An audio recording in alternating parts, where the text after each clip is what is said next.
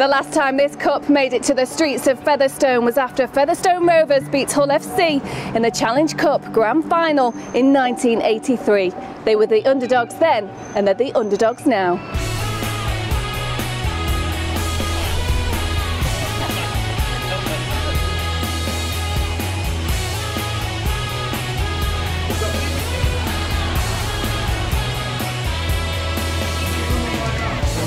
Have you been a Featherstone fan all your life? I have.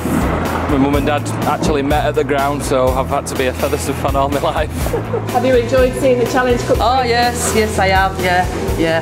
Fantastic. Keep touching it and holding it. When nobody's looking. Nicknamed the Flat Cappers, the club shared a close link with the local mining community and went on to win the Challenge Cup 3 times since the 1960s. Times which hold lasting memories for many.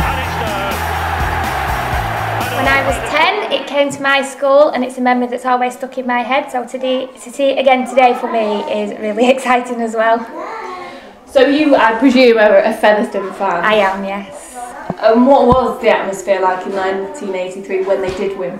I didn't go to the final, I watched it on the television, but the atmosphere when they came back with the cup was phenomenal. Everybody was in the lane, there was nobody in the houses, they were all there welcoming the players back and the cup. Brilliant. A firm favourite for Featherstone celebrations amongst fans and players alike over the years is the Junction pub, and it's hard not to be taken back to the glory days here. Pete Smith, you know, that's our team. I mean, you won't believe crowd. It was absolutely solid. On the streets? On the streets, yeah. And it was like that all the way from Ponty. They come from Ponty, all the way through here, down to traffic lights, up bottom of the lane, and then up lane. You know, a cup run brings everybody together, doesn't it?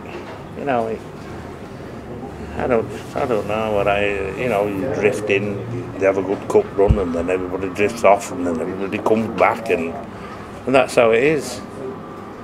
But that's how it is here. Everybody plays for Jersey, not for money or for one thing or another.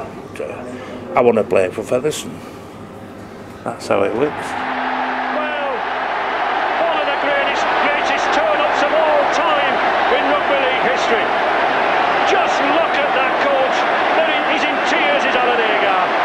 The little mining village from the West Riding of Yorkshire has defeated the might of Humberside. But we did well. We didn't play a game at home actually. We drove back clear to home. The ground was unfit to play, so we had to borrow Wakefield Trinity's ground, play there.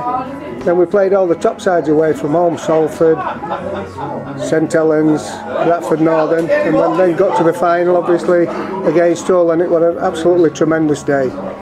It gave the town a whole lift because things were a bit low with the unemployment and the miners' strike looming, but it gave the people a lift and virtually everybody from Featherstone went down to watch the final.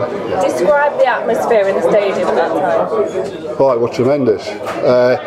I went out with a tracksuit top on that belonged to Les Tonks, who was a 48 chest, and when I went out the crowd just lifted you and my chest seemed to fill that tracksuit, so it was immense. The noise was tremendous. And we came out from the Featherstone end, what they call where Featherstone supporters were, so it was just tremendous. And you try to drink it in, but you can't take it all in. Everything happens so quickly. You look back and you think, why didn't I do this? Why didn't I? You just can't absorb it all. Everything happens so quickly. Did you feel like the underdogs on that day? We didn't feel like the underdogs, but the press made us underdogs, and they shouldn't have done really, because we beat 4 top clubs in the rugby league, well 1, 2, 3 and 4 positions to get to Wembley. Now Barrow played some good clubs, but they didn't play the top 4 teams, and we beat them, and it'll never be done again. Not in this modern era, it'll never ever be done again. Featherstone's recent Challenge Cup win against local rivals Castleford was the first victory for a lower league side over a Super League side since Barrow Raiders beat Castleford in 2010.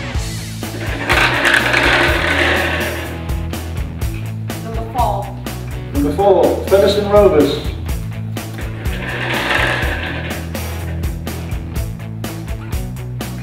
Number 16, Playing number 16, Wigan. Featherstone v Wigan. And how are you feeling going into the game against Wigan? Obviously a massive opportunity for the club, but it's going to be a tough game. Oh yeah, it'll be a massive test for us.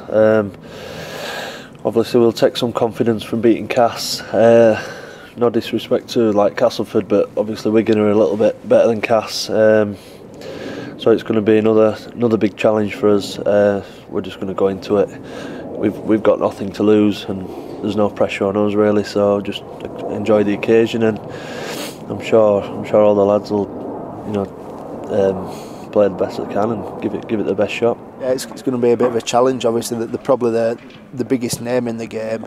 They're up there, probably top 2 or 3 teams in the country at the minute. Obviously, the players have got your Sam Tompkins, your Sean O'Loughlin, your Luluai, your Gareth Ox. They're all world-class players, as well as a lot of other players as well. So it's going to be a massive challenge, but we're going to work hard over the next couple of days and try and put a few things in place where we can hopefully try and challenge them and do ourselves justice. And in the next round of the Challenge Cup, they go head-to-head against Wigan. But can they do it?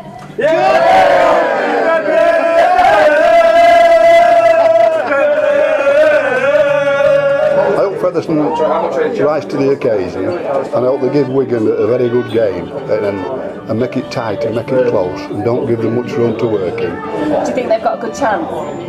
Yeah, my heart says I hope Featherstone win, but my head says Wigan will win fairly comfortably. Well, it's been 29 years since Featherstone claimed the Challenge Cup trophy as their own.